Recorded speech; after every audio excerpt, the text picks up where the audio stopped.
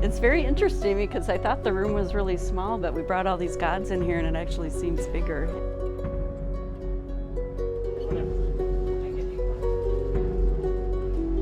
My name is Plaster, and I'm a multimedia artist. I was an art student and I got to study a lot of different types of art, but something about the paper mache has really gelled for me for about 10 years now.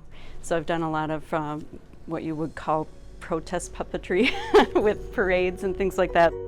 And then sometimes theater, just theater. And other times I've used it as sculpture on the wall. So sometimes the sculptures move and sometimes they don't. I didn't know it was going to be here, and I walked in and went, oh my gosh. The name of the exhibit is Paper Gods. I love it. It's one of the best shows I've seen.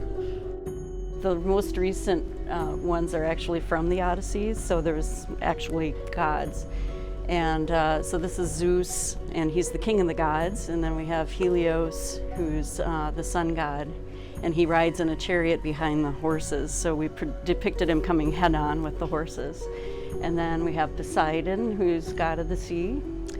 And Gaia is something that I made a couple years ago, but it fits right in with the Greek gods.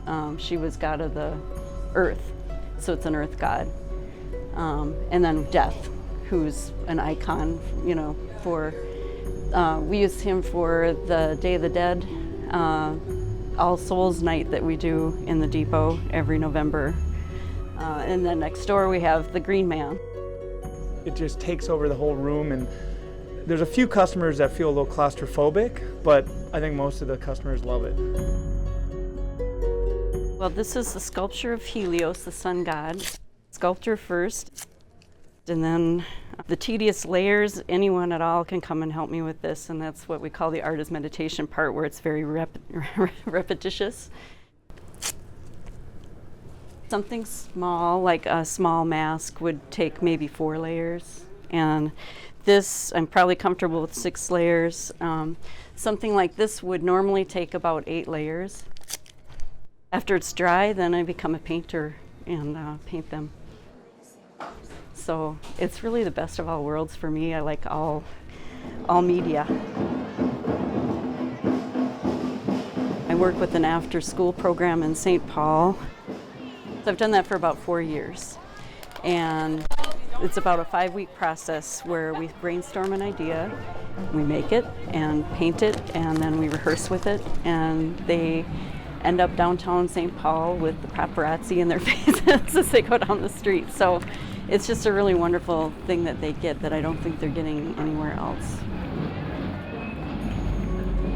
I've been in a lot of different parades, and some are about joy and some are about protest or mourning. So I guess you can not be happy with the way the world is, and you can express that, but then more importantly, you can project an image of maybe what you'd want the world to be.